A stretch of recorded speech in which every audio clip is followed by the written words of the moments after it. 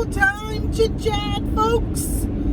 I did a live yesterday. Today's Tuesday, March something, 5th maybe. And I did a live show yesterday, and somebody in the comments said, I miss your travel time chit chat show. So I said, I haven't been traveling. I haven't been doing much.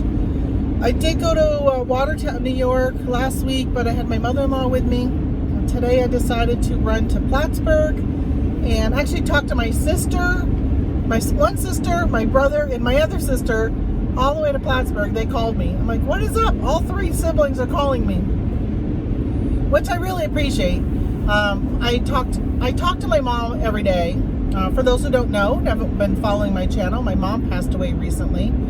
And she was my travel buddy. She went sourcing with me. We did crafts together. Honestly, I ran a business with her. We made junk journals and tier tray stuff and just a lot of stuff. She was really my best friend. And I forgot what I was saying. What the point of that was. Oh, so my siblings were out calling me, and this car behind me just tried to pass me. I'm going 62. My goodness, people, the speed limit's 55. And it's snowing. I don't know if you can see. I took a little video. You probably already saw it because I'm gonna put it at the beginning of this, I think, and then lead into this travel time. Well, anyway, my siblings have been calling me a lot, and one of them had said to me, I think it was a couple days after my mother had died, that the three of them have spoken to each other, and they knew that I talked to my mom all the time, like multiple times throughout the day. And so they said that they didn't want me to, miss that part of my mom not being here anymore. And so they were calling me. They were calling me all the time. So today it was funny. All three of them didn't know that all three of them were calling me. Literally, it was back to back to back. I hung up with one, and the other one called, and hung up with that one. And I don't even think I drove a mile down the road and my phone rang with the other sister calling me. So that was interesting. Alright, so I'm talking to you guys on the way back. I just went to Plattsburgh, New York. Went to go hit up their Hobby Lobby. I went last week to the clearance event at Hobby Lobby in Watertown. Picked up a few things. I already sold some of the items that I picked up on eBay. So I said to my husband, I'm like, one item I picked up, I paid, I think, $27. And here goes the person. It's going to pass me. Ready? Here it comes. There they are. And I'm now going 67 and a 55. And they pass me. Everybody's always in a hurry. All right, so I ended up selling some of those items. If I sound like I'm yelling, it's because I've got winter tires on and they're so loud. So those things that I sold, I decided to come and get more of. One of them was We Are Memory Keepers.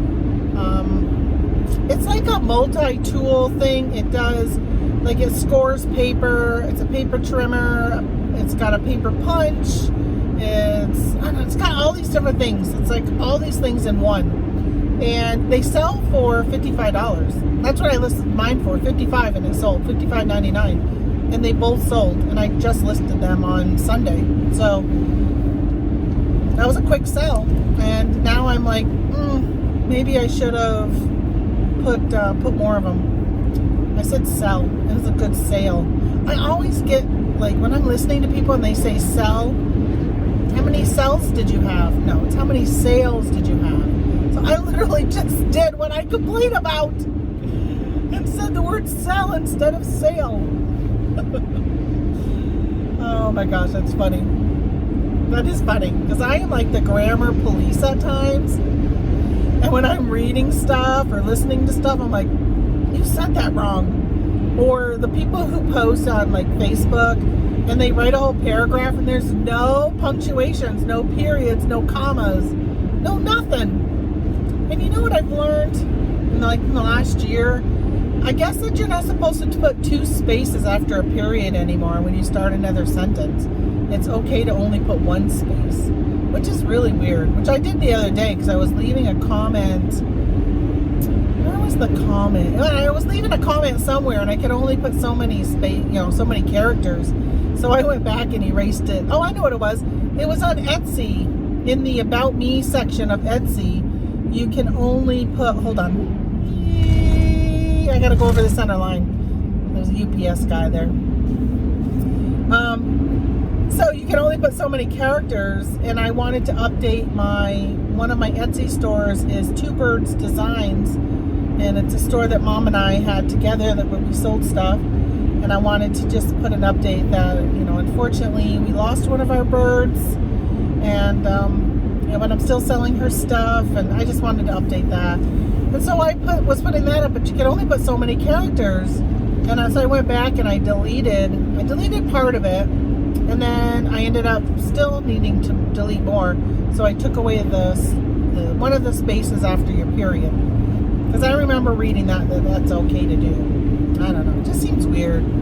I feel like with today's technology, more and more stuff is just kind of like going out the window. Like, again, people not using 2 spaces after a period. And where was I recently? And I was reading something, and it was something where you thought it was in a professional forum, and whoever it was talking, and like everything was abbreviated and slangs and like WUSSUP, what's up? Like that. Like, no, what's up? Like, if you're in a professional area, like if you're on, it wasn't LinkedIn, but I'm going to use LinkedIn as an example. If you're at LinkedIn is for professionals. Be a professional. Spell out the proper word. Use the proper terminology. Don't use your street talk language. That type of thing. And it's really kind of disappointing to see how much changes have happened over the years, and I don't know, it's just disappointing. Just disappointing. But then again, I think about like proper etiquette when you would sit at a table. I will say one thing that really still bothers me is gentlemen not taking their hat off at a table. That used to be proper etiquette. Take your hat off when you sit down at a table, and but they don't. People don't. My family members I go out to eat with, one of them's in his 80s. He doesn't take his hat off, and I'm always just like, it surprises me, because it's actually my father-in-law, and it surprises me. He's just very much old school with a lot of stuff, and he just doesn't take his hat off, and he's a veteran. And I felt like that was like the respect for veterans, taking your hat off at a dinner table. I don't know, maybe I'm wrong. I don't know where that came from. But yeah, a lot of that's just kind of gone out the window. Well, so I thought I'd just talk to you guys while I'm on my way home. So I ran into Hobby Lobby. They didn't have hardly anything that I got last week in Watertown. Definitely none of the items that I sold already, like some Disney stamps, like rubber stamps or acrylic stamps, I think they are. I was looking for those because I bought some of those and they sold within a day, which every time I list something and it sells so quickly, I'm always like, did I price that right? So I was hoping to get some of those and sell those. I had bundled mine together. That's probably what was a good deal for the person getting it, because they got 4 stamps. I think it was 4, maybe 3 stamp sets. So now I'm kind of like, I wish I would have gotten even just one of them, so I could have resold one. But, really wanted those all-in-one tool set things for paper crafters. Really wanted those. The thing that's nice about those is they were a brand name that's, a national brand name, where Hobby Lobby sells a lot of like their brand, like the Paper Studio, Agenda 52, like that's all their brand stuff. And that stuff,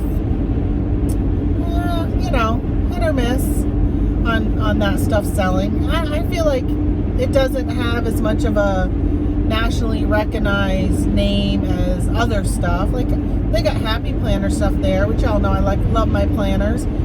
And I'll pick up some stuff Happy Planner, but Happy Planner just seems to be bigger, and it's worldwide. One thing that's really nice about selling Happy Planner stuff is if you do international shipping, there's a lot of people that will reach out to me internationally, and they'll be looking for stuff that they're willing. And I've gone, there was a few years ago, maybe 3 years ago, that Walmart had Happy Planner. Well, I think they still do, but they had launched their Happy Planner Disney section at Walmart, and it was $25.80. I think it was $25.88 for a planner there. And I bought quite a few of them, and I had somebody reach out to me from another country and said, "Hey, do you have the Little Mermaid one?" I think it was, maybe. I can't remember. And I said, "Oh, I'm all sold out." And they said, "Well, I'm willing to pay you if you can find another one and ship it to me." So I went out and hit up a couple Walmarts. Not all of the Walmarts got these planners, but a couple in my area did. Which, when I say a couple, I laugh when people are like, "Yeah, I got 12 Walmarts within 5 miles." I've got one Walmart an hour away, another one an hour in the other direction, one that's about 20 minutes away, and one that's 40 minutes away. But they're all like different. One's north, one to the east, and 2 to the west. So it's like if I wanted to hit all of them, 4 of them, it would take me like all day to drive around to hit them all. So I went out and I found one for her, and she paid me $75 plus international shipping for it. So it was definitely worth it. So I like to pick up stuff that's big names like that more people are looking for them, of course. I got out of the store. I was only in there for like a half hour. So it takes me 2 hours to get there. And I thought, man, what am I going to do? I just drove 2 hours. I got hardly anything. Not really worth my time and gas to come out here. If I would have found some of those other things, it would have been. So instead of heading back, I said, well, I'll run over to Ollie's. They have an Ollie's there. And I was thinking about going to Home Goods, because this is the closest Home Goods to me, is right here, 2 hours away from me. I ended up not going. I decided I didn't really need anything that they would have had. So I ended up running to Ollie's. And what was I going to tell? I was going to tell you that something I grabbed. My mind is like all over the place. Anyway, I ended up going to Ollie's. Oh, and I don't know what it was. They had some Pyrex bowls. I ended up not getting them. They're not bowls. They're like the bakers with the rubber covers on them. So I sold some that Walmart had that were the Mandalorian. They were Grogu on them. Back when the Mandalorian was really popular, like when it first came out and it was really popular. I don't know how popular it's going to be now. It just started up again. I don't know if it's going to be as popular as it was, because they had such a long break. That break was way too long. Because wasn't that 2020? I think that was in 2020 when it first came out. Because that was the year, yeah. So I bought some then at Walmart and resold them. Paid regular price at Walmart and sold them. I think I've sold out of them. Took me a little bit to finally sell them. But they had some of those Pyrex with Grogu on them there. And they had Spider-Man and they had Hello Kitty. So I looked up those. The Hello Kitty were the ones I was leaning towards. I almost bought some. They were $5.99 a piece, but the sell-through rate wasn't as good as I would have liked to have seen, and I ended up not getting them. There weren't very many of the singles. It looked like most of the solds on eBay were of like a box set, which they didn't have that. They only had the singles, one size type of thing. So I ended up leaving those behind. I debated on getting them. I didn't really even pick up much at Ollie's. I picked up myself this really cute canister to put K-cups in next to my coffee pot. So I right now I got a homemade wooden bowl that Tony made, and it doesn't hold very many. So I thought, all right, great, I'll pick up that. But let's see, I didn't really get much else there. A couple journals that I'm gonna list. Christian LaCroix, I guess what his name is. I don't know if I looked them up on, like, some of them sell on Amazon. They don't have a really good rank. And I've sold some of his smaller ones on eBay. and which I ended up picking up more of them. They had some more there, so I picked up 6 more of those. I'll relist those.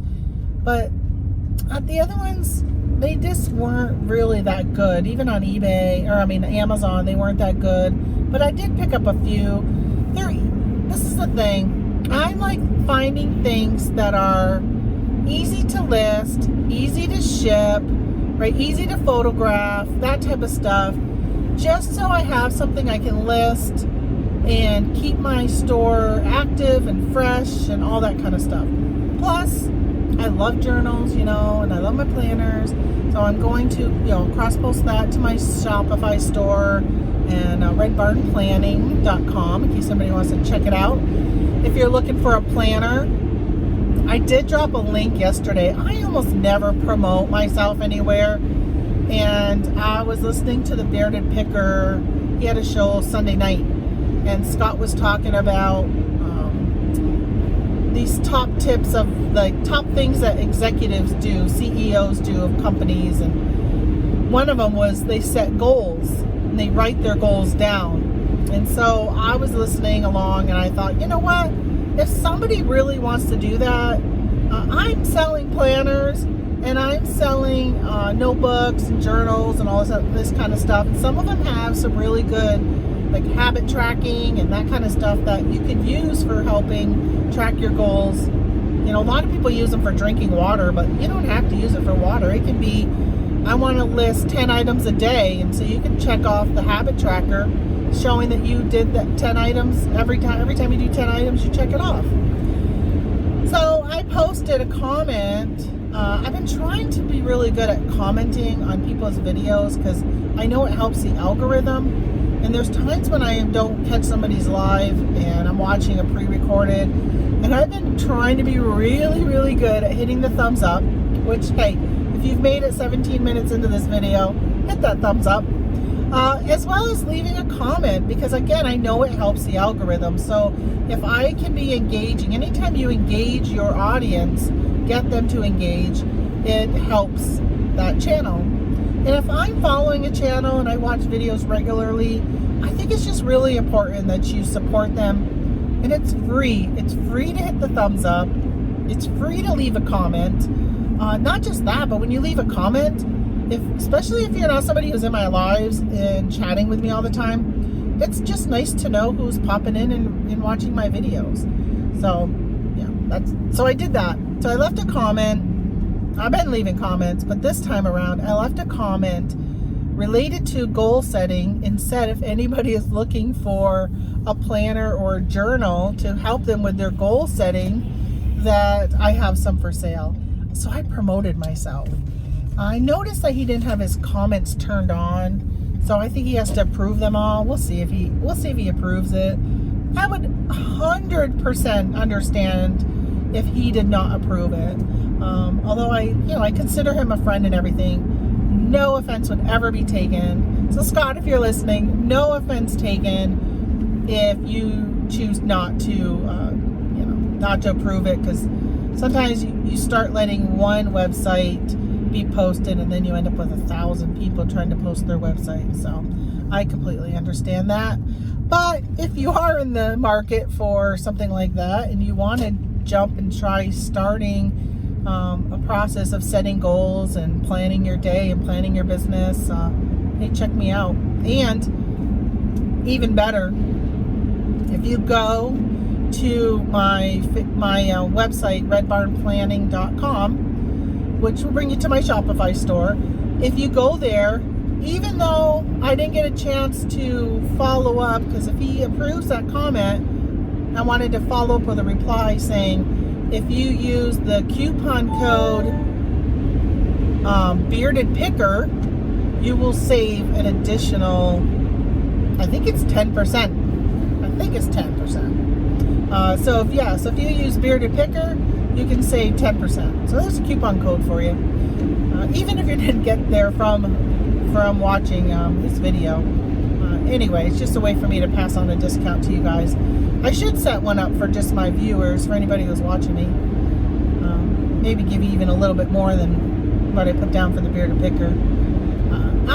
The thing is, when I cross-post to Shopify, so when I cross-post from eBay, I list on eBay first. When I cross-post to Poshmark and Etsy, I always increase my price. So if you buy something from me on Poshmark, you're going to pay more than you would if you bought it from me on eBay. If you buy it from me on Etsy, you're gonna pay more. Well, when I cross-post to Shopify, I keep the price the same, but your shipping is greatly reduced. For some reason, oh my gosh, it's so windy. Can you guys hear the wind? I'm really hoping it's not so loud. Between my tires and the wind, there's probably a massive amount of background noise right now. And me pointing it out is probably making you aware of it if you weren't aware of it. And now that's probably all you're going to hear is the background noise. All right, well, so for some reason on Shopify, if you put in £1, it only calculates it at like $5.99 or something. It's just weird. It's not even like a pound. So I lose money on shipping when it comes to Shopify, and I just got a PayPal thing. I wonder who just bought something. Which, if it's PayPal, it could be Shopify or it could be Bonanza. Those are pretty much the only two things that PayPal comes in for. So, yeah. So in the long run, it's cheaper for you if you buy it from Shopify, which it's cheaper for me too because I don't have to pay platform fees per se. I mean, I pay a monthly subscription fee, which I've been doing that for a year now, and it's not worth it. I'm pretty sure that my expenses on that platform are higher than my income.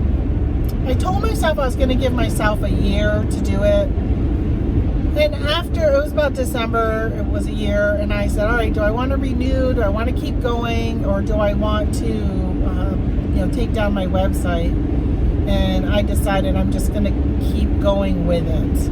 I probably need to get more professional with my photos. Like if you go, you'll see there's sometimes I take pictures with my light box. There's times I take pictures on my breakfast bar, which you'll see if you see like a kitchen counter in the background. There's times I'll be sourcing and I will do it at the desk in a hotel room. I've done it in the RV, on the table in the RV. I've done it on a picnic table from when we've been out with the RV.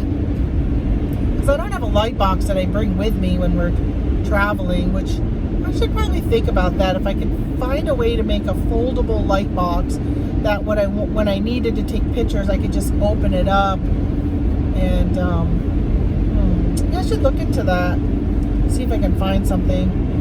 Because I think that would be really nice and handy to have, especially, oh my gosh, look at, and this road is bumpy. So look at my camera's shaking. Oh my gosh. I really hope I'm not going to get home and watch this back and be like, I'm not putting that up. I'm probably going to put it up anyhow. My diehard fans, you guys will all listen to this, won't you?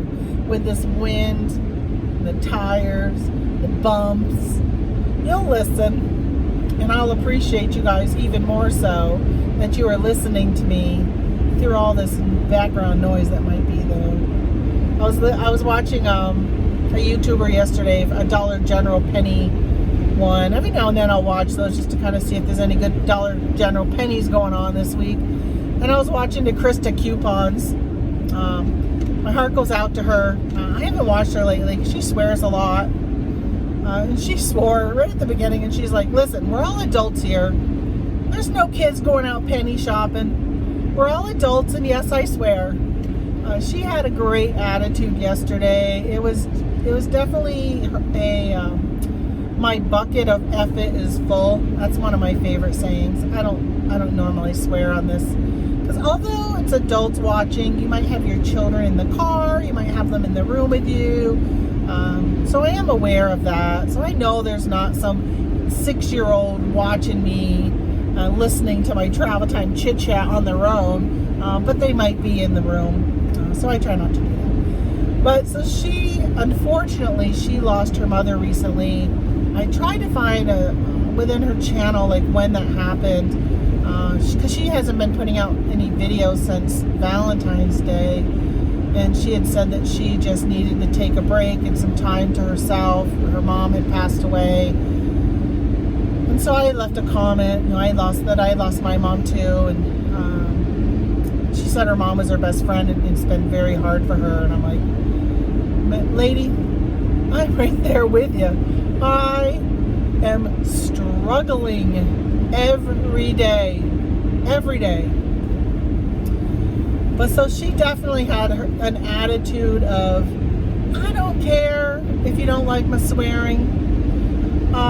So she was talking about, she usually will say, okay, this is the penny list. This is what's on sale.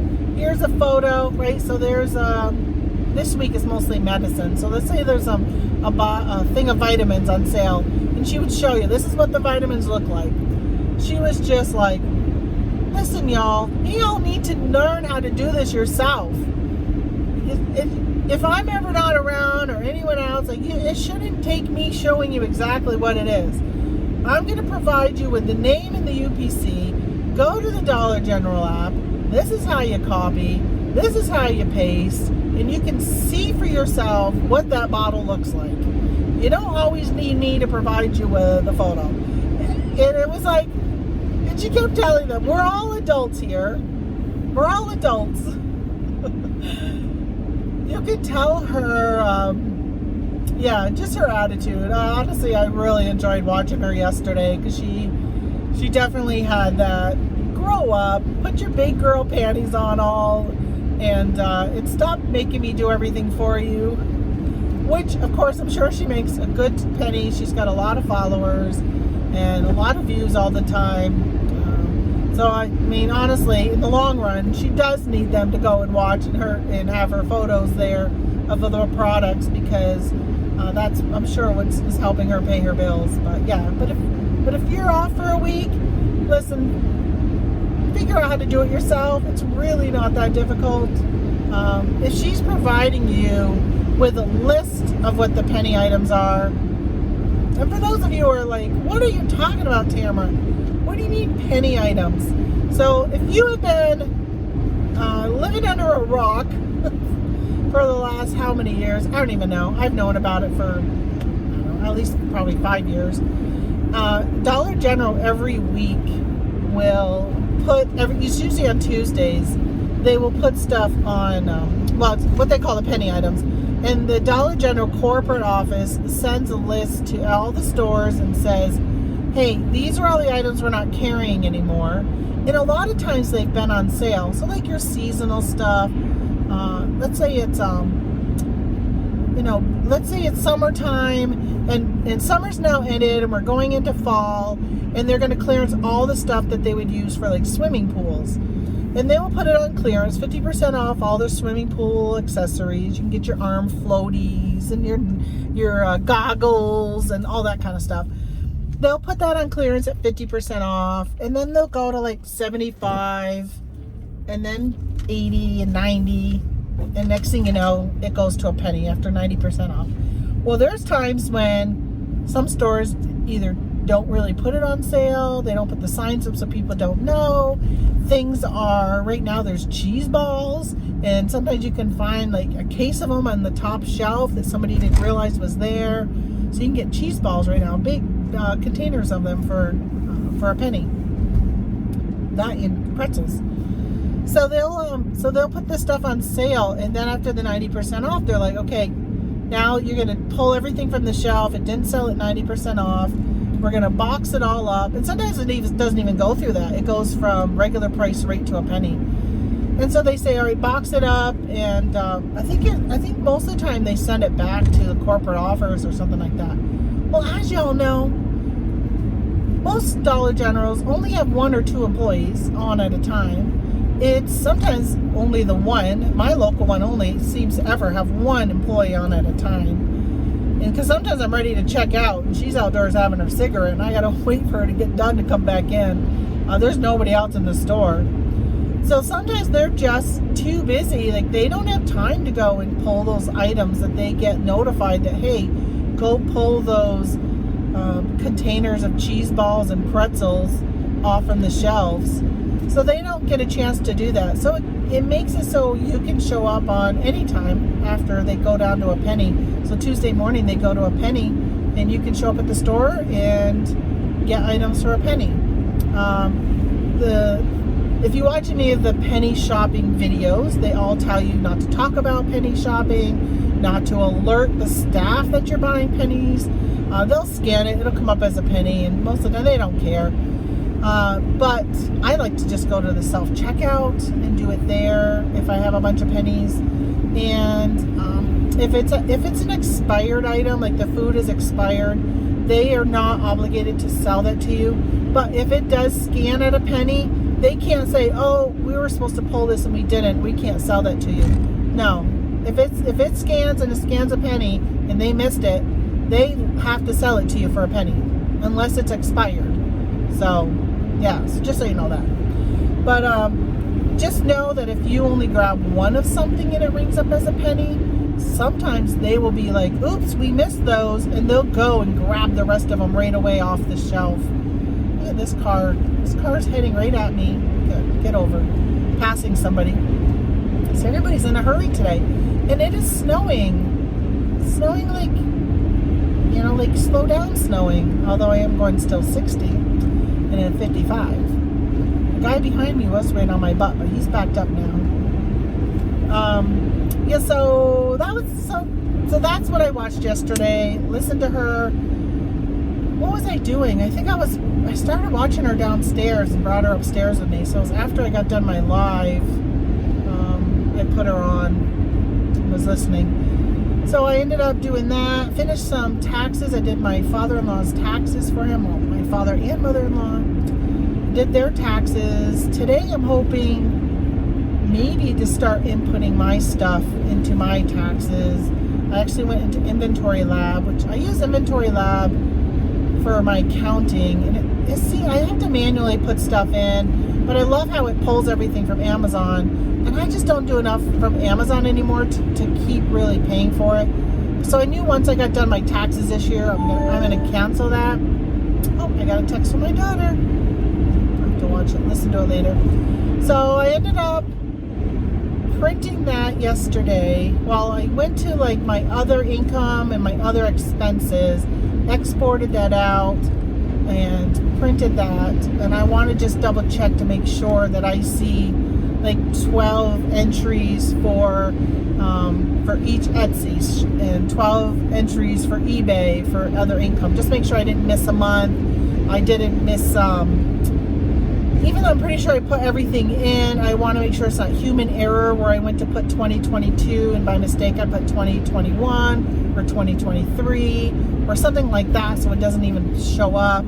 And then when that's all done, what's so nice with Inventory Lab is I created all of my expense categories and all that are related to what you would find on a Schedule C for your income taxes.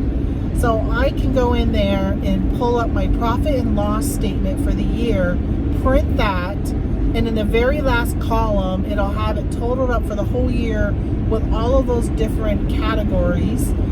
Some of them are preloaded from Amazon, so I do have to figure those out on my own, total them up to put in. But it makes it really easy for me then to go and pop in. But then what I got to do is go find all my like 1099s, my W-2s, like all that has come in the mail. I have been, because of course most of them came in after January 31st, and that was the day my mom passed. So a lot of them have come in like the week following that, and that week is a blur. Of course, I was in the hospital for Tuesday, Wednesday, and Thursday. I didn't get home till late on Thursday. I think it was like 9 o'clock at night from the hospital because I had the heart attack. After I found my mother, I had chest pains and went to the hospital, and I had a heart attack. Broken heart syndrome is a real thing. So if you haven't seen that video, go watch that video. I talk about my mother's death and finding her. The worst day of my life is what it was called, which it has been the worst day of my life so far in my lifetime. And ended up in the hospital for 3 days because of that. But, so I don't even know what I did with all that mail that was coming in. Honestly, I have no clue. It's somewhere. I've got piles of papers all around my house right now. A lot of the paperwork I've been going through for my mom. My brother and I were executors of her estate, so we've been going through all the stuff we have to do with that. Which I will tell you, my brother texted all of us this morning and said, Mom keeps giving. Come to find out, she had another life insurance policy through my dad's employer, past employer, that we didn't know that she had. He had called them soon after her death to say that she had passed away, so they could stop sending the pension. She had a pension check, a spousal pension check after he died. After my dad died, my mom was getting a pension check. So they would stop that. And so he sent them a copy of the death certificate, and they sent a letter in the mail that he got saying she had a life insurance policy, $16,000. So that was a nice surprise, something we didn't expect. There's 4 of us kids, so we'll each get $4,000. I will tell you, last week, her other life insurance check started coming in. She's got a 401k, which I'm going to talk to you guys about that in case you don't know what happens when somebody passes away with a 401k. And so last week I was kind of thinking about, like, what am I going to do with this money that's coming in? Like, just save it. Like, what do I want to do? Like, I really want to do something meaningful with it. I'm going to try and talk about it without crying, because I don't want to cry. I'm trying really hard to go a whole day without crying. It has not happened yet. In 30 some odd days, it has not happened. Every day I get like halfway through the day and I do really good, and then something happens and I start breaking down. But one of the things I really want to do is just, like I said, something memorable, and obviously not spend all of it in one spot. She left enough that I don't want to do that. And I mean, it's not a life. I think I said this the other day, and I feel kind of bad even saying it. It's not a life-changing amount to my husband and I. It probably could be to some people, but it's not life-changing. But it's still a significant enough money that, I'm not going to just have one vacation and spend it all. So I've been trying to think about, all right, what do I want to do with this money, and how do I want to spend it? And part of me is just like, I feel sad because she and my dad worked to make this money, and they chose not to spend it in their lifetime. Mom kept telling us, because my grandmother lived to be 96 years old, and by the time she passed away, she had no money. And she was in a nursing home, and when you go in a nursing home, the federal government pretty much takes all your money to pay for your nursing home care, and they leave you with $50 a month. So it drained my grandmother's account until she was literally only getting that $50. And so my mother said, when your grandmother died, I didn't get anything from her or my grandfather. And she goes, I don't want to do that to you kids. I want to make sure that we leave you something. And I kept saying, don't leave us anything. I don't want you to leave me a penny. I want you to enjoy your life. You worked all of those years so you could retire and enjoy retirement. Unfortunately for her, my dad had a stroke at 50. It was hard for them to do a lot of stuff, and they were living on a limited income because he ended up with disability retirement at 50. My mom at 54, her employer gave her an early buyout retirement thing. So neither of them really had worked all the way to retirement age, so it didn't help them when it came time to get like Social Security and stuff. It was never a lot of money for them, enough for them to live on, but they definitely weren't wealthy, that's for sure. And So I always was telling her, like, Mom, enjoy life, right? Enjoy, go do things. And thankfully she did. My sister and I were talking about how she would go with me. You know, she did a lot with me with sourcing. We did a lot of overnight trips. But I paid for everything because it was a business write-off. It didn't cost her anything. Most of the time, I'm pretty sure I paid for her meals. Sometimes she would pay. But a lot of times I'd be, no, Mom, that's all right. I got it covered. And I would take the receipt anyhow and write it off. She was my sticker remover. So she was working, you know, she would tag along with me, but she worked. She was taking off stickers. That's pretty much what she did most of the time. Was do that. Yeah. I just smile because of some stories I have of her and her stickers and her sitting right here on the side of me. All right, so now I'm going to start crying. I don't want to. I do have to go to the potty though. How long have I been? Only 40 minutes? I feel like I have to go to the bathroom. I did eat lunch just before I turned on the camera. I ended up going to Chipotle, and while I was at eating my Chipotle, I said, this is the only good thing so far about not having my mom with me is when I go sourcing, is I can go eat Mexican. She did not like Mexican, and I finally convinced her, I think it was last fall, to go to a Chipotle with me, and she got a quesadilla, and you can only get the quesadilla if you order it on the app. Previously to that, you can't get a quesadilla, but she doesn't like burritos, and like when it comes to Mexican, she'll only eat a quesadilla.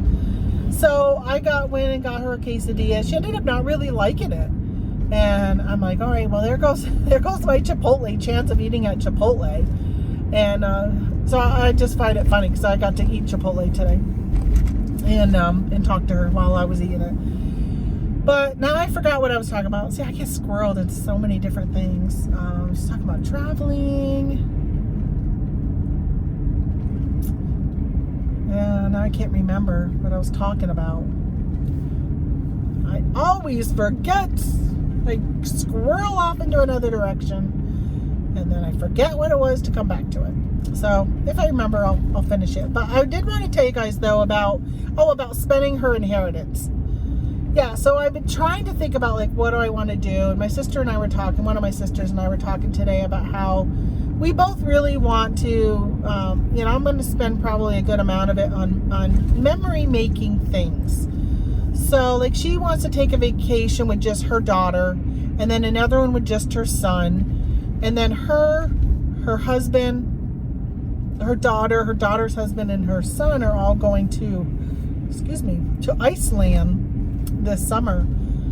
So, there's like all these things that I want to do. Like Kendra my daughter, who turned 30 this last year. Can you believe it? 30 years old.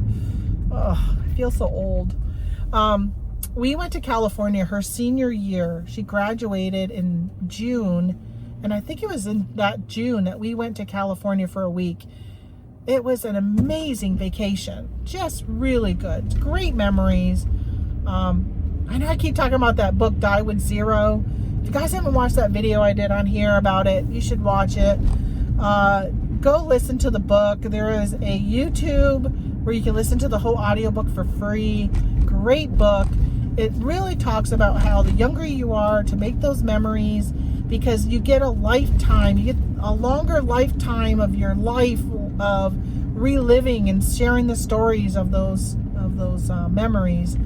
And really had a great time with Kendra at a really young age, that we've been able to share those memories for a longer length of time than if we were to wait until like I'm 65 and wait till I retire and then go do stuff with my money.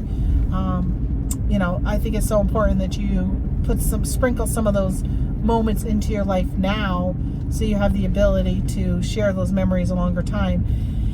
And I've been kind of reflecting on, when you pass away, so many people have said to me, and I know at some point I won't just talk about death on my channel. But I've been learning some things about myself and others, and just even like legal stuff through this process. So many people have said to me, you've had so many great memories with your mom. Cherish those memories. Think of those to help you get through this process. And I'm like, thank gosh I've had those memories. Thank goodness that we've done so much stuff together that has really helped me. And I think about, like, if I didn't do that, if I didn't have the opportunity to create those memories with my mom, then I wouldn't have those memories to be able to help me through this time. I probably would have more regret that I don't have memories, that I didn't take the time to spend with my mom. And even if I was working full-time, I work full-time, but, not a traditional job.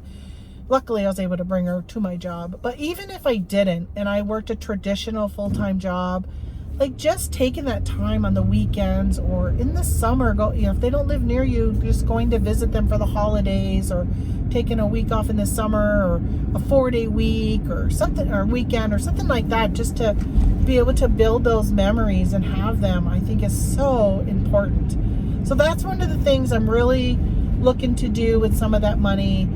I just sit there and say, why should I do that when mom and dad didn't do it with their own money? Why should I use their money to go do something that they wouldn't go do?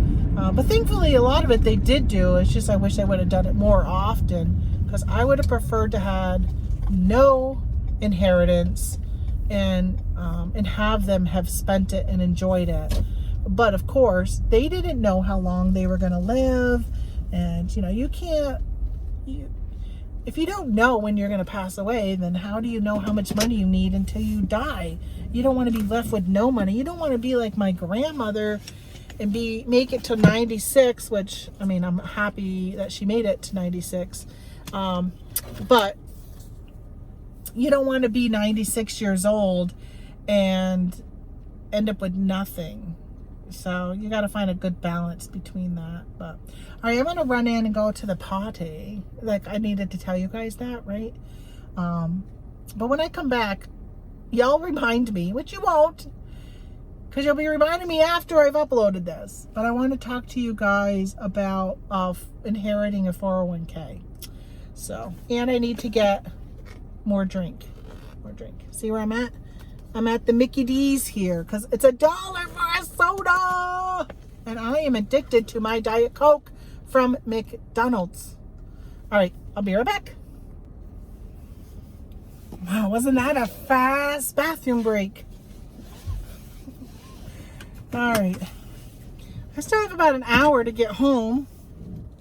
Don't know if I'll talk to you guys the whole time. All right, gotta back up. Make sure I don't hit anybody. What did we do before backup cameras? Use our mirrors. Today I went to back up, only used my mirrors, and there was a guy I almost hit. I was like, ooh, I didn't see him. He was in the blind spot of the mirrors. I hadn't looked at my camera. All right, so I want to talk to you guys about inheriting an IRA. Just in case you were wondering about that, but you probably aren't. But just in case.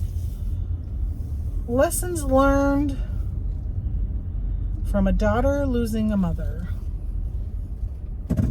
Oh, I'm going to pull in front of this truck. Okay, hold on. Let's go. I gotta go. I gotta pick up the speed. He had a long line behind him. Can you see him? See him right there? Right there.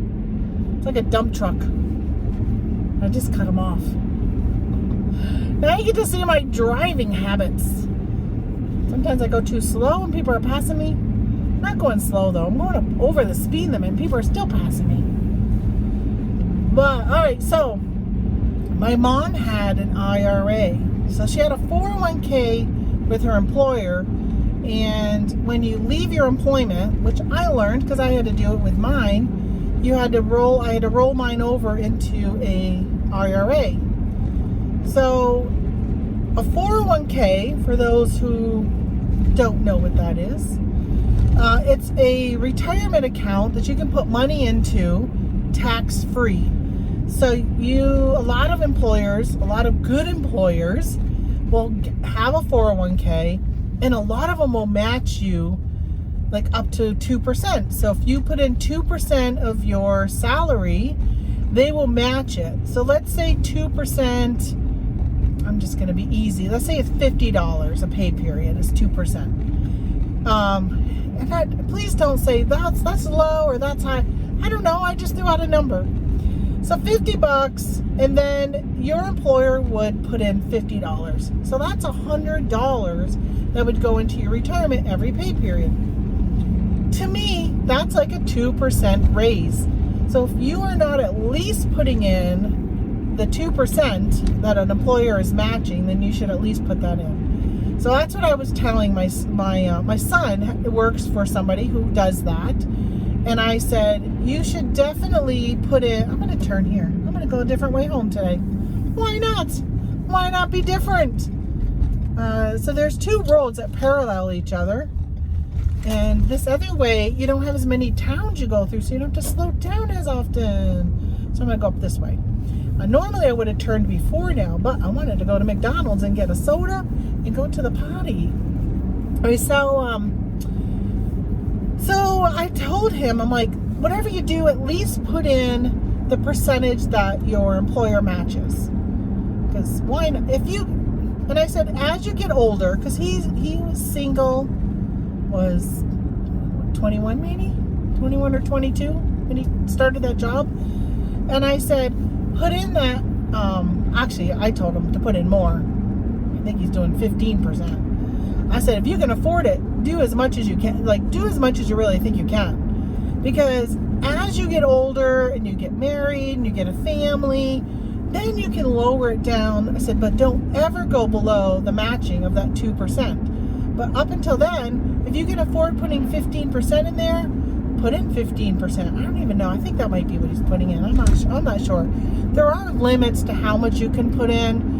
And the older you get, the more the government will let you put in more to try and like catch up to retirement.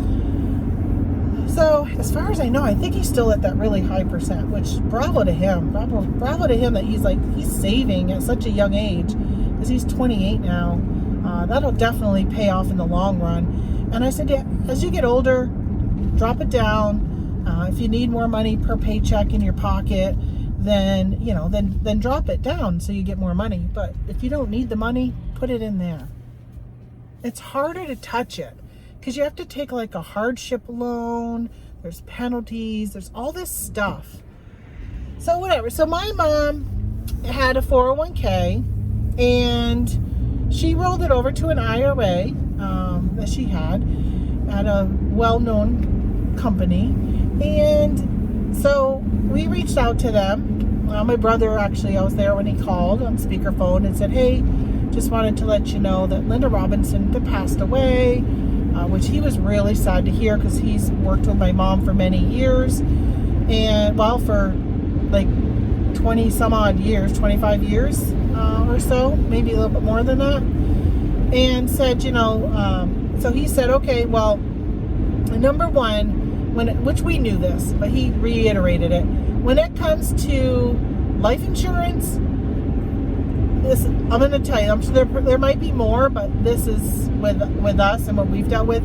Life insurance in a 401k or an IRA, it doesn't matter if you have a will and what the will says. If the will says everything goes to my favorite daughter, Tamara, in the will, but her retirement account, her IRA says these are my beneficiaries, and there's 4 children, and lists those 4 children, then those 4 children get it. So he goes, I don't care about your will and what it says. It goes only by your beneficiaries, and I can't tell you who your beneficiaries are or how much each of you get. I can't even tell you what's in the account. I can only tell you after I get the death certificate, I will call you back and tell you how much money is your portion of the money. Well, we already knew.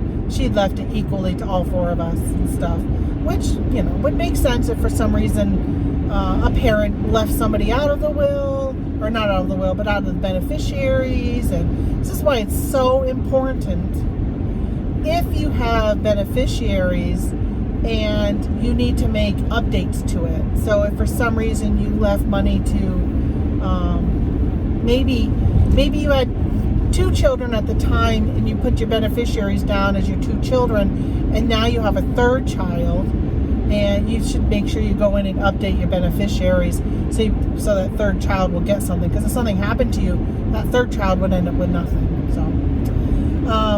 So he said that. So with an IRA, there are 2 things that you can do with an IRA. One of them is you take the money out.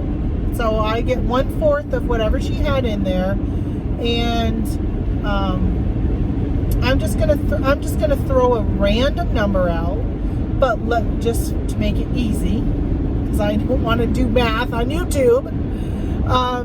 So let's say she had $40,000, and there's 4 of us, so we each would get $10,000.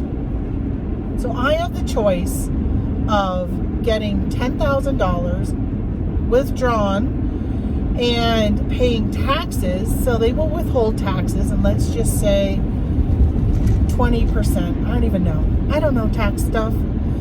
I do my own taxes, but I don't know tax stuff. I let the system do it all.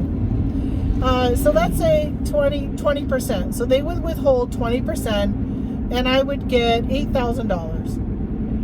Well, then I would have to claim the $10,000 on my taxes, and then whatever my tax rate is, I would say they withheld $2,000, and I would have to make up the difference or get a refund, or whatever your tax rate ends up being.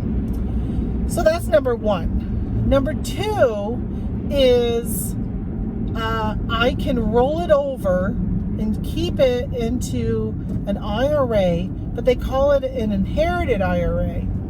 So it's separate from, like, I have an IRA right now, which I had when I had a 401k from my employers that I ended up rolling over into an IRA when I left.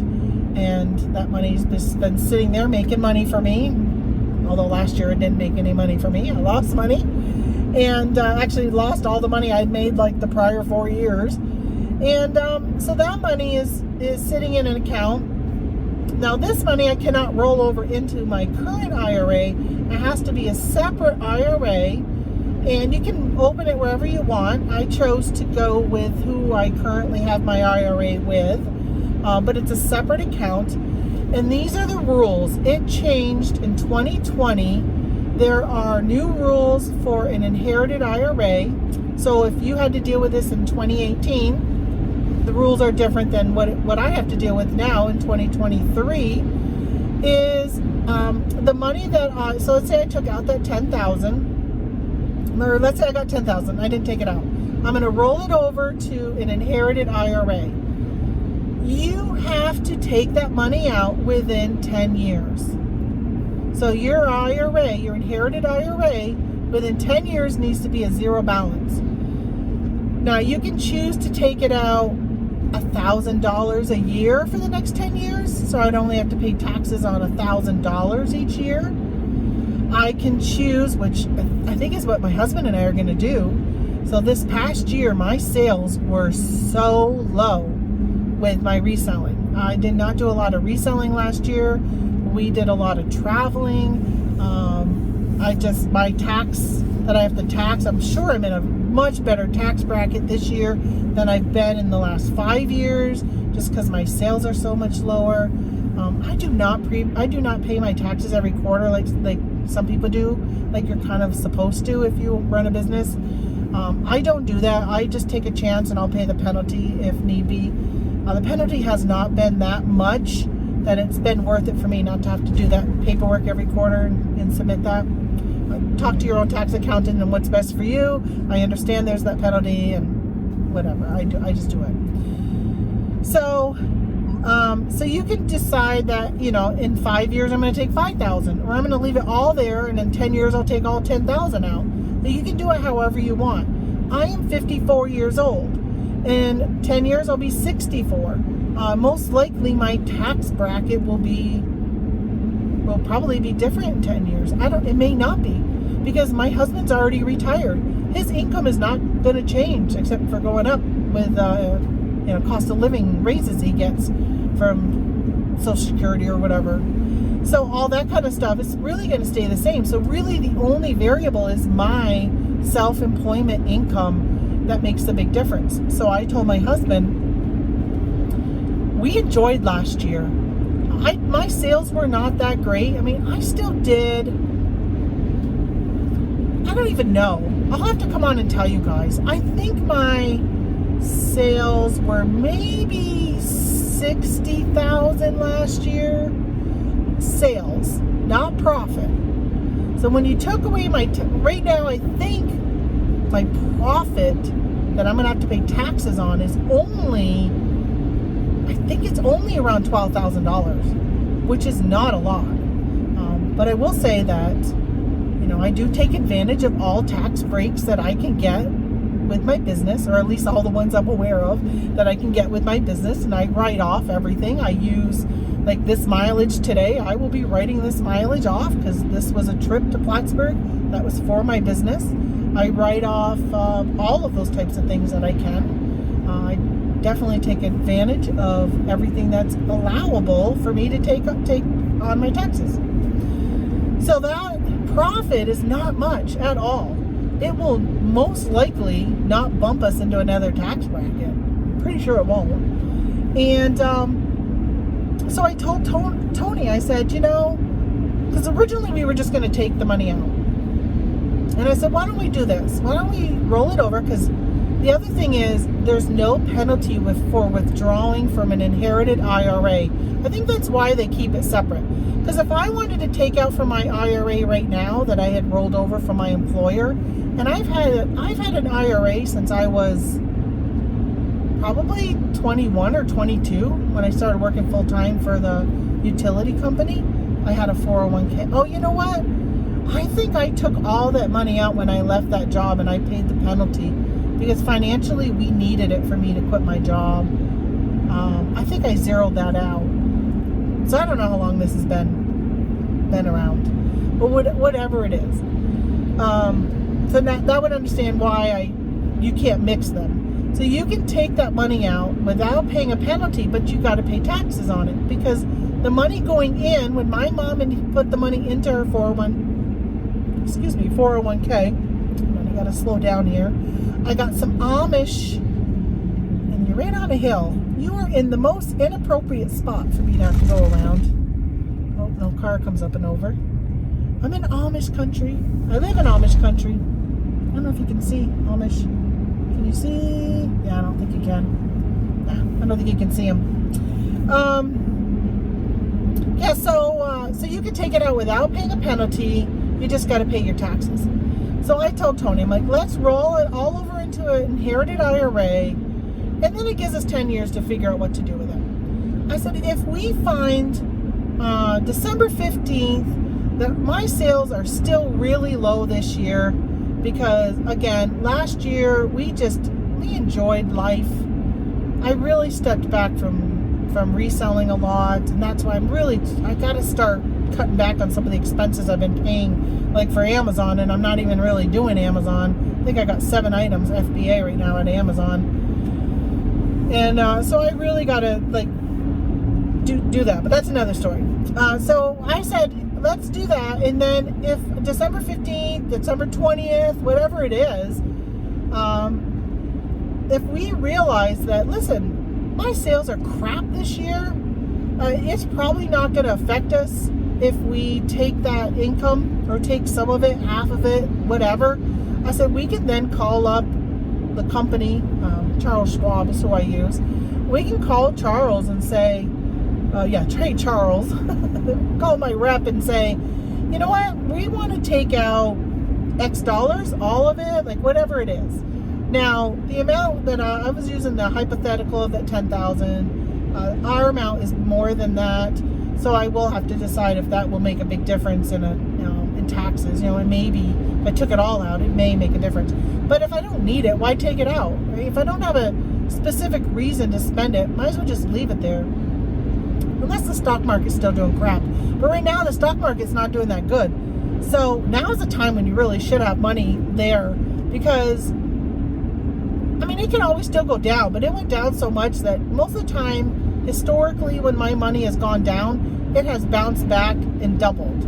So at this point, in 10 years, I could probably double the money that I've gotten if I just leave it there for 10 years and then take it all out in 10 years. But then I got to pay taxes on that amount. So I just got to figure out what's the best way. Probably it would be good to talk to a tax professional, or at least even like a financial professional.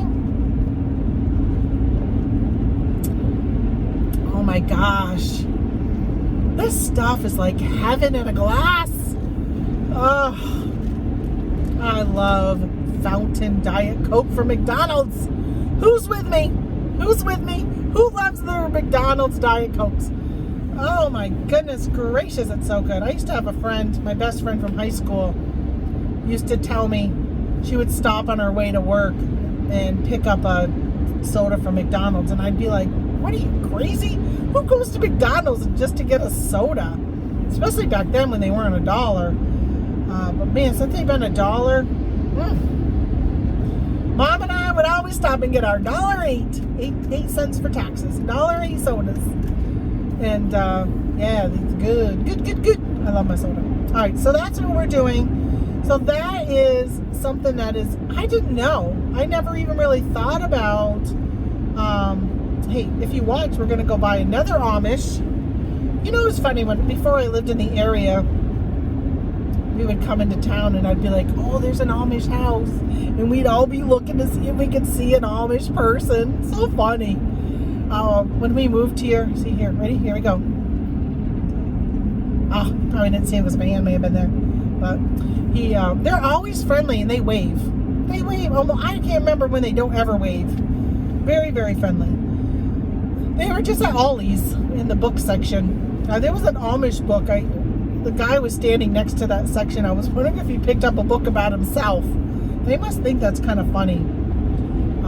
But yeah, so they're very friendly. They're very nice people. I don't know how I could live like that all the time, especially seeing people with today's like leisure stuff, like a car, like just a flushing toilet. I would have a hard time not being able to take a shower. Like running water would be huge for me. Running water, heat would be big. I mean, as much as I like watching TV, like not having the internet would be tough. But I don't even know if I could get away with it, because like back in the day, you would get the newspaper or you would get all these things, and so many places have gone away with even printing a daily newspaper. Now a lot of it's just online. And remember when you used to go to like a hotel room, you'd always get the USA Today or whatever it was. It would be left outside your door, and you don't get any of that stuff anymore. I think most of the stuff is now just 100% subscription based online. You can read some free articles, but yeah, I don't think that you really even get that much. So for them, like, I don't even know how do they get all of their news about what's going on in the world. It might be just from talking to people like us muggles, Harry Potter terminology. It might be from that, because my husband has talks to them quite a bit. He hires them to do some work for us, and they'll discuss politics and the world and what's going on, and they seem to be up with some of it, at least, so they know some of it, but I don't know how they know it, unless they get a newspaper, which would surprise me if they got a newspaper, because to me it seems like they're very frugal with their money, and it seems like that would be something they wouldn't want to spend their money on, as a newspaper. But yeah, so I learned that about the IRAs, and so just really, I feel like there's this pressure on how to spend my mom's money. I say my mom's, that's really both my dad's, my mom and my dad's, right? Because she inherited all my dad's stuff when he passed, so it's their money. So trying to figure out, like, it used to be what would Jesus do, right? WWJD. For me lately, it's WWMD, what would mom do? And I'm constantly saying that, like, what would mom want? What would she think? What would she do? And that's kind of how I feel when it comes to like her money and spending their money. Like, I want to make sure that I'm doing it in honor of her and my dad in a way that they would be happy with. So I'm very, very like aware of that. So I'm just trying to think about like what to do with it. And again, it's not a life-changing amount, but it's enough for me to be able to say, okay, let's not be stupid with it. Tony and I have been wanting to get another RV. We got a 2003, our Class C motorhome, which we love. We've only had it for 2 years, and we didn't want to spend a lot of money on our first one. I think this one was $22,000, maybe $24,000. Which I paid cash for with my reselling from 2020. That year was an amazing year, did very, very well, and we paid cash for it. So I don't want to kind of like, so we got one, and now that we've had one, which I'll tell you, if you are ever in the market for a camper, I highly recommend buying a used one first. Find a used one of all the things that you think you want, and then after you've used it a couple years, and then go buy one of what you really need. Because there's things that we got that now I wish we had in ours, and there's some RVs that we've looked at. We went to the Hershey RV show last year, and there was some that were like really nice, but then I'm like, well, wait a minute, it doesn't have this, and it doesn't have this, and these are things we currently have that I just absolutely love and wouldn't want my next RV not to have. And there are some things that I wish this RV did have. So that's one of the things that that I was thinking about over the weekend. I'm like, we really like that one RV at the show. We could use some of the money to get that. But then I'm like, but it's something that depreciates. Like, I don't want to spend their money on something that's going to depreciate. And a car, an RV, like a motor vehicle, they don't like go up in value. It's not like I'm buying a house where the house will go up in value, right? This won't go up in value. So I'm kind of like, maybe I don't want to use that money for that. So what else? Which I think my parents would probably still be okay with that. I think they would be all right with me using the money in a manner that provides enjoyment and memories and time with my husband. I think they would be fully supportive of that. If I was to ask them, is it okay if I use that money for that? I think they'd be all right with that. Again, I don't know. I would like to take like a family vacation again. I talked to my son about it, and he's like, I don't think I'd want to go. He's just a homebody. He goes to work and home. Like, he takes staycations. Like, he has vacation time. He just sits home during it. He's got like social anxiety, social phobia. He doesn't really do anything. He does nothing. He really does nothing. Plays video games. That's about it. So he said he wouldn't go. But it's something I could do with my daughter and her boyfriend. Maybe just do my daughter and I. Maybe do another vacation if she's willing to do that. Her biggest challenge is, back when we took our vacation to California, she was in between high school and college. So she didn't have a job. She had all the time in the world. Oh, here's another Amish. I'm going to go a little slower because there's a car going by. So then you can see. Because, I know. I know. You guys think. See, there you go. There was another one. So I was thinking about, it would be really fun to do something. And I said something to my sister about taking her daughter and my daughter and us, going off and doing something. Maybe even like a girls' weekend or something like that. So her biggest thing is she only has 2 weeks of vacation. She works for like a normal company and doesn't work for herself. She can't set her own schedule. She works Monday through Fridays. She only gets 2 weeks of vacation a year. It's just not much at all. Can't even imagine back in the day when that's all I had. So, for her to take like a whole week off to go do something with me, it means that would be a week that she'd be losing from taking time off for her and her boyfriend to go do things. Her long-time boyfriend. I think they've been together like 7 years now.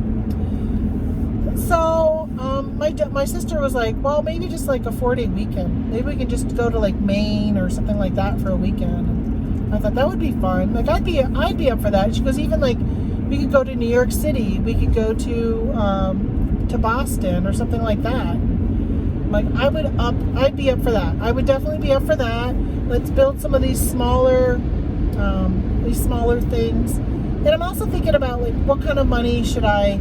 So also listening to that book, Die with Zero, they really talk about how you should die with zero, and that you should not wait until you are deceased to give your children, your loved ones, whoever you're going to leave your inheritance to. Don't wait until you die. Start giving them some of that inheritance along the way, because my daughter being 30 could make so many more memories with that money now than if I'm 96 like my grandmother was, and I died at 96 and my daughter is 76, then how much will that 76-year-old be able to do with the inheritance versus if she was to have it now at 30 years old, not only making the memories, but she can use it to help buy a house. I know they want to redo their bathroom at the house they're in now, so maybe it would help with that. I would feel a lot better if they were married and I was giving her money, but my struggle is it's his house, and if for some reason they broke up and I gave them money to renovate the bathroom, then it's his house. It's not her house. And if for some reason they broke up, I just pretty much gave him money in his investment, not in hers. So part of me is like hesitant on that, although I would love to help them with that type of thing, because I know it's something they've been really wanting to do. So that's kind of tough. But I would love to be able to give them some money, at least give her some money. I also want to keep some aside in case they decide to get married. It would be really nice to have money to help with their wedding, which is traditional, which I think is a bunch of baloney, that the bride pays for a wedding. I feel like it should be equally split amongst the families, if the families have the means. I think about my in-laws. They only had 2 boys, and they didn't have to pay for any weddings, ever. They never paid for any wedding. Where my mom and dad had 3 daughters, so they had to pay for 3 weddings. Yeah. I just don't think that's right. Especially if you're getting married older. I feel like if you're getting married in your 30s, 40s for the first time, I feel like you probably should pay for the wedding yourself. I mean, at that point, you're kind of a little more like settled in your career or whatever. And I don't know. Maybe it'd be different if it was my wedding and me getting married. Maybe I'd be like, no, Mom and Dad, you pay. Which they paid. I was 20 years old when I got married. And, wow, 20 years old. And I'm 55 this year. So that means I've been married. So this year I will have been married 35 years? Is that correct? Well, it must be if I'm going to be 55 this year. I was married in 89. No, it'll be 34 years, won't it? 34 years this year. So, yeah, so I've been trying to figure out what to do with that. So that's a struggle I've been kind of dealing with too. I think, losing somebody is so stressful, but then when you got to think about, when you lose your final parent, if your parents were married, and you lose your final parent, I can't even imagine losing, like if your parents are divorced and they didn't remarry, and you lose them one at a time. Like the whole thing of with my mom being my final parent, I've got to clear out her estate. So if you had both parents and they were divorced and they didn't live together and they each died, right? So that's 2 estates you got to clear out. So it's one thing to lose a parent. When my dad died, the biggest struggle for me, besides missing him, was supporting my mom and dealing with her grieving and all that kind of stuff. But with my mom dying, I've got to deal with the sadness of her not being around, but me also being her caregiver. And I say that lightly because I wasn't like a caregiver, but I was like her go-to person for the last 5 years. I lived closest to her out of all of her kids. So, and I was doing a lot, asking her to go with me, entertaining her on these trips, and she really became an integral part of my business. So I have to deal with the loss of her and the missing of her in my daily life. But then I have to deal with her. Now I got her house and the contents of her house. But then it is an added stress, which some people would not think it is. But for me, it's an added stress of inheriting her money, of some of her money, a fourth of her money. And again, it's not life changing, but it's enough that changes life. It's enough, again, like I literally am stressing over it, about what I want to do with it. So right now I'm not doing anything. I'm just going to take it and stick it in an account until maybe this grieving part gets like a little less, so it's not so strong of a grieving. And then I will decide what to do with it. I just don't want to do nothing with it. I don't want to die with it. I don't want to die with it sitting in a bank account. My kids are already going to get enough. If I was to die today, aside from that money, they're already going to get it. Well, my husband will get it, but if we both passed away in a car accident, they're both already going to get enough money that they don't need this also. So I'd like to do something with it. As well as I want to spend down some of our money that is sitting in an account. That's why I want to kind of start thinking about what can I do now? What can I give my kids now? I've been one of the things that book talked about, Die with Zero, is when you give your kids money, if you're choosing to give your kids money while you're still alive, let's say I gave my kids $10,000. I don't have a say in how they spend that $10,000. If my kids inherited $10,000 after I died, I would not get a say in how they spent it. So it's the same way if you give it to them before you die. Well, that doesn't sit right with me at times. I feel like my son would spend it on something ridiculous.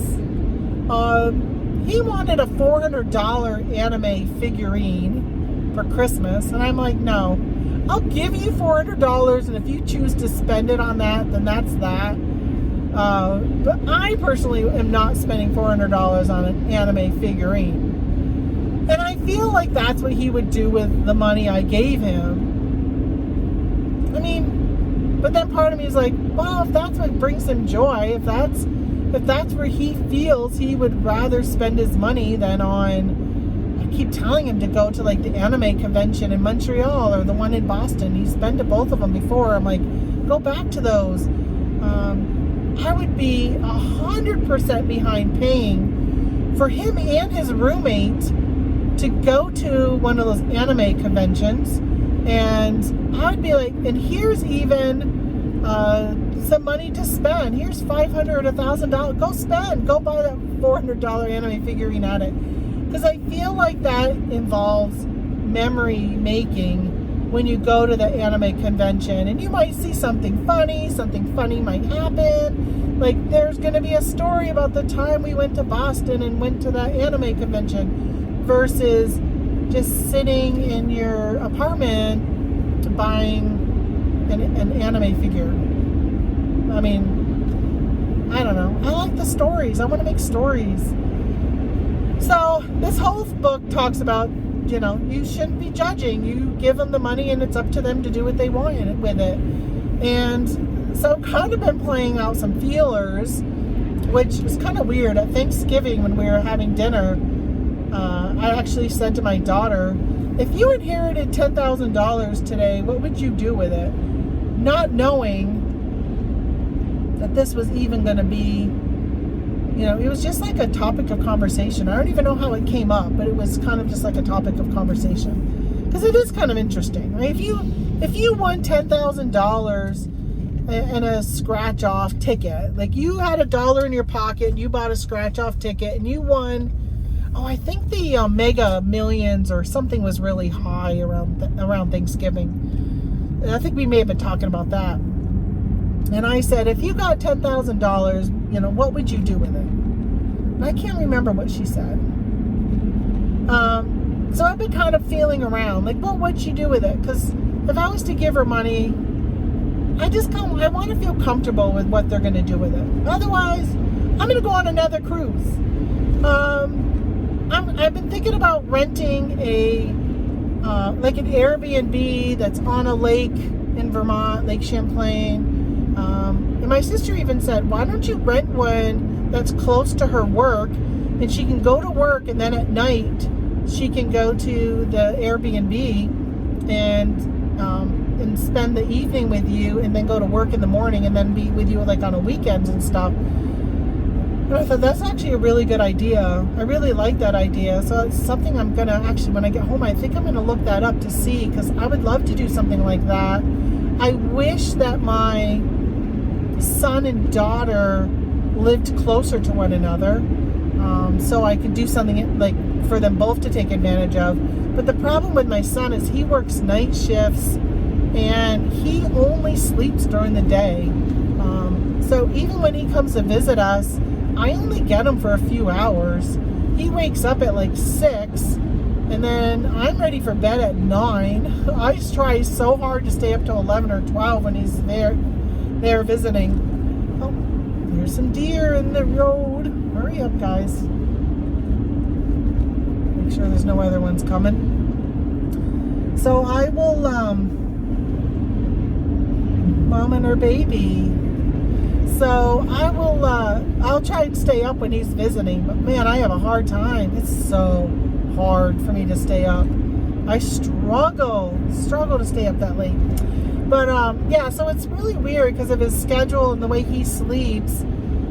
They really wouldn't even really see each other much, and like she'd be getting home. Well, I guess she'd be getting home from work, and he'd be getting up, so they'd have a couple hours together. But it's not much. I don't know, it's weird. It's weird, the nighttime thing, if you're not a nighttime person. And he likes it, though. He likes working the night shift. Again, he's not a social person, so there's not a lot of people on, I think, at that shift. And it's just, I must be quiet for him. I'm almost home. Oh, there's another deer. Oh, they must be all out trying to get some food today. There's a lot of snow on the ground. See how much snow we got? A lot. We just got 8 more inches. I haven't seen the grass since like November. It has been, February is so tough for me. Like, I used to get seasonal depression, which probably doesn't help losing your mother in the winter when you already struggle with some form of depression in the winter.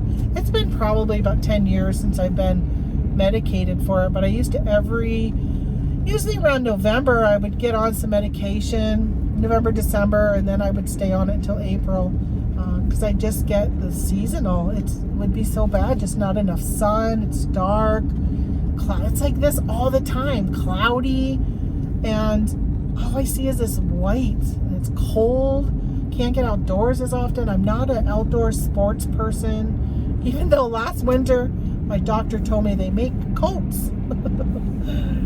He's like, they make coats that keep you warm. I said, I know, but I don't like the bulkiness of wearing a coat, gloves, hat, all that.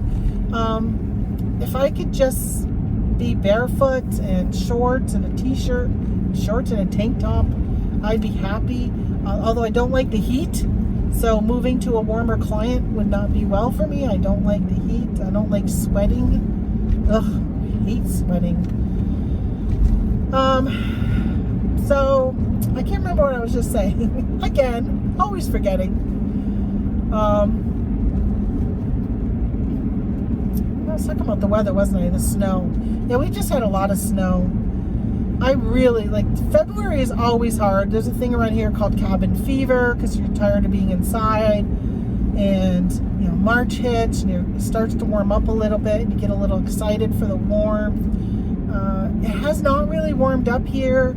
It has also been snowy. Yesterday we had sun, which during my live I was like, I am going to go to the post office myself today. I'm going to get out. I had to go to Walgreens. I was like excited going to Walgreens because I got to get out and see the sunshine. We don't have sun, I guess, for almost like 8 or 9 more days until we see the sun again. I think one day we have like partly sunny, but otherwise it's like that's cloudy. Ugh, I hate it. I hate this cloudiness. Don't like it. And my house does not have a lot of natural sunlight or natural light coming in. My living room is very dark. So for me, I've been working at home, been being at home, listing and all that kind of stuff. And it's just dark and dreary inside my house.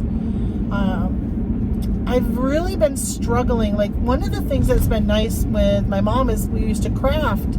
So we would get together and craft, and it was nice. I'm finding crafting extremely difficult right now, so I have not been crafting. I've tried it once since my mom's passing. It did not go over well for me. It was very emotional. So I haven't been crafting. My gosh, is it windy? I thought there was a snowmobile around, and I was looking for it just now. But I think it's just the wind. So I've been going to the casino. My husband and I went to the casino last week. We spent the night. I did pretty well at the casino. Gave it all back while we were there. But played on their winnings for most of the night until I didn't. But had a really nice time. But I can't afford to keep doing that. Like, that's a lot of money to keep going to the casino. If you don't win, I think I had $300 and he had $200 and we both lost it. And then I went on Saturday. They had Super Bingo where you can win $1,200 and, well, $11.99 because at $1,200 you have to pay taxes. So they do $11.99 games. My mother and I went and we did not win. I think I broke even on the slot machines, if I remember right. But it did cost me, I think it was $120 for bingo because it's more expensive on these big games. So I lost that. So that's kind of, gucky. Let me see if I can, I can't turn this around right now. Let's show you how much snow we got. It's just so much. I'm home. I talked to you guys all the way home. But so for me going to the casino, but there's not really much else to do besides shopping, which I've been doing, sourcing. And that's pretty much it. I told my mother-in-law, because the guys are sugaring. Actually, I'll bring you guys out and see the sugar. I'll end showing you the sugaring. Let me see if they're... Hold on. Are you boiling right now, Adele? Yeah. Oh, okay. I'm doing travel time chit chat, so I think I will bring them out to go see your... Oh, hold on. Please don't make me edit my video. I'm going to bring you guys for a walk with me. Actually, I'm going to have to stop it so I can... I got to look down while I walk because I'll trip and fall in the snow because it's icy. I'll have to stop it so I can turn the camera around and show you the maple sugaring here.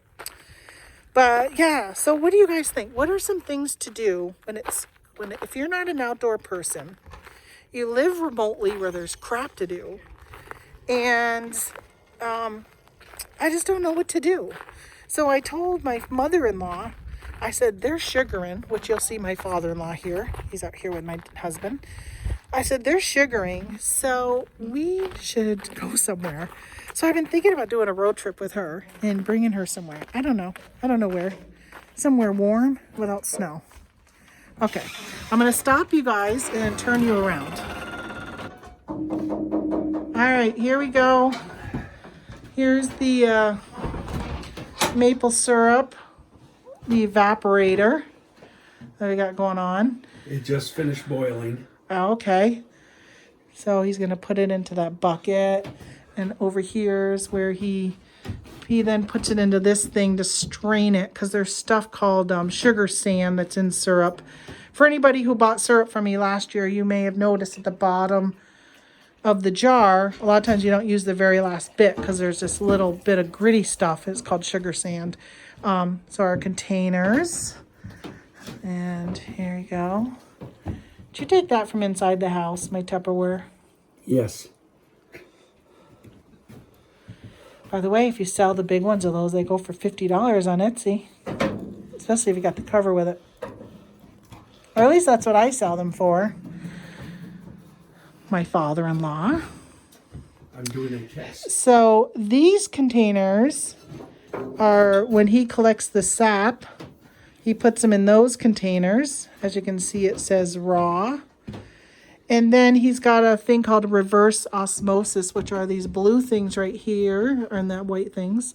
And that actually will take the water content out and returns up to these is sap, but it's reduced water content. So it makes it so the water, the sap when it goes into here doesn't take as long to boil. And then down here is, you must have emptied one of those, is the water. Yes. That is taken out of the sap. Permeate. Permeate. So this is now syrup. It's the first time we actually finished in the pan. Wow. Aren't you you're gonna have more of a pan to clean now that it's more syrupy? It's already cleaned once. So we use propane. There are people who use wood, but we do propane. So, all right. I'm leaving. I'm going to go back out with them. Just wanted to show them what we're doing. My father-in-law locked me in. Only because it's cold. But here, I'm going to show you my, look at the snow. I should lock them in. You locked me in. I should lock that right there. That would lock them in. All right, so there's the beauty. Look at her. That's actually him. His name is Roy. That's what I ended up calling my RV, Roy. But look at all the snow. This is why I talk about seasonal depression. Clouds, snow, a snow-covered pool. Like, where's the nice Caribbean colored water in my pool? The nice warm air breeze sitting on the deck with our little barbecue thing right here. But look at it, it's all just snow and yucky. Yeah. Right, but this is my backyard. My garden, my little garden. Look right here. See, I just want to get my hands into my raised bed and plant some tomatoes. I haven't even cleaned out the vegetables from last year. There's my property. Alrighty. Well, I'm going to say goodbye without you seeing my face because I have to stop this to turn it back around. But thanks a lot, guys, for watching my video and listening. Please give me a thumbs up. Subscribe to my channel if you are not. Leave a comment down below. Tell me, what do you do in the winter time? Especially if you live in a snow-driven area like this. What do you do to keep yourself motivated and happy? Because that's where I struggle right now. All right, see you guys later. Bye.